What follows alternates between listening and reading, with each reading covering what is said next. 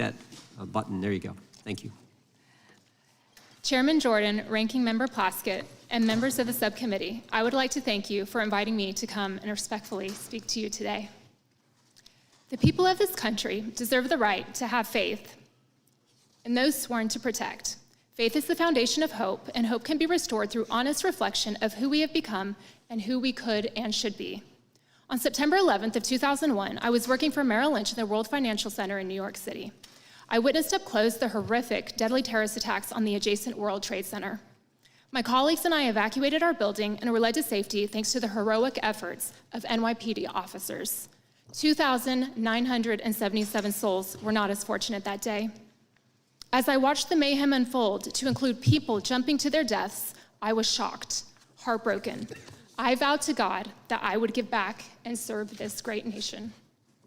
This vow led me to leave a multi-billion-dollar hedge fund in 2009 and apply to become an FBI special agent. According to the Wall Street Journal, around 45,000 people applied to be special agents that fiscal year. About 900 made the cut, and I was one of them. After 5 months of arduous training at the Academy in Quantico, I was a sworn-in special agent assigned to the Miami division.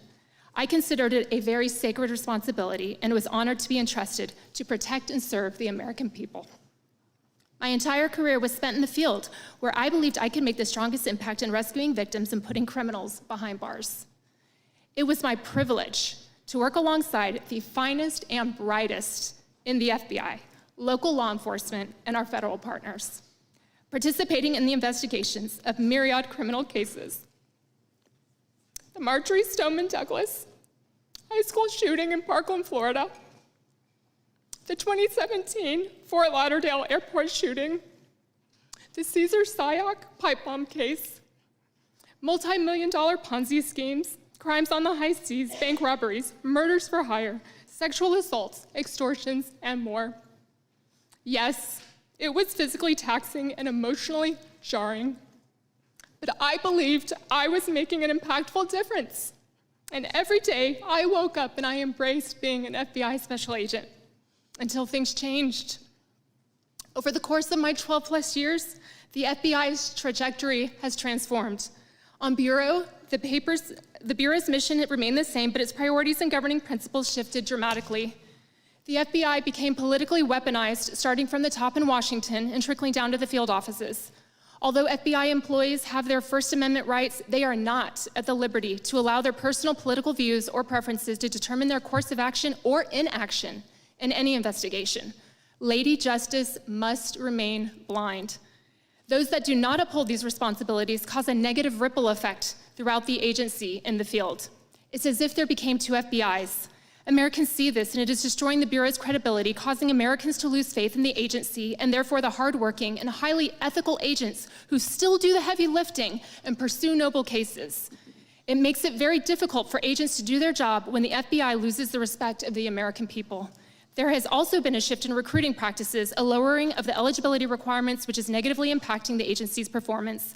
And all this adds up to a loss of trust in the FBI by many Americans and low morale among many FBI employees.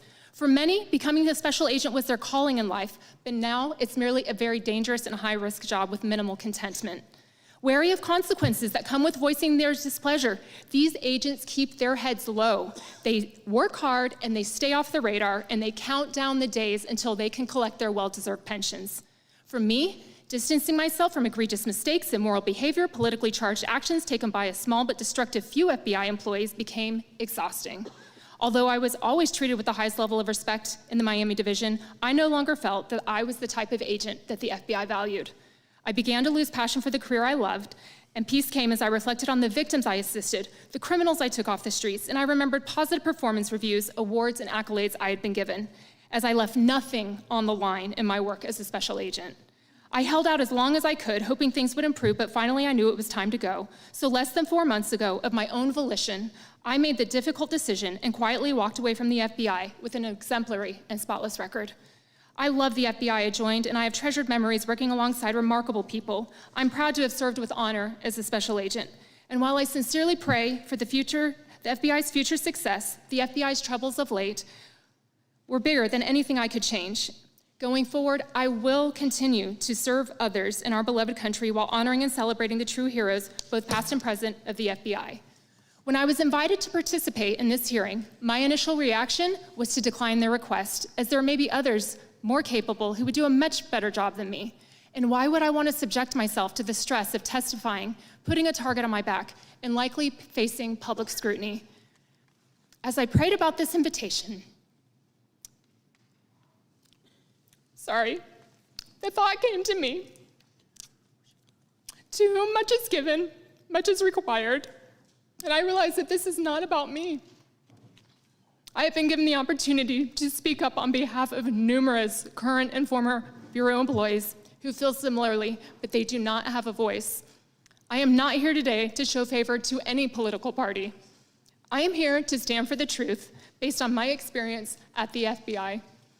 In all humility, I hope to make an impact in creating a stronger agency, which is what Americans deserve. Thank you, Ms. Parker. Thank you for your service. We'll now proceed under the 5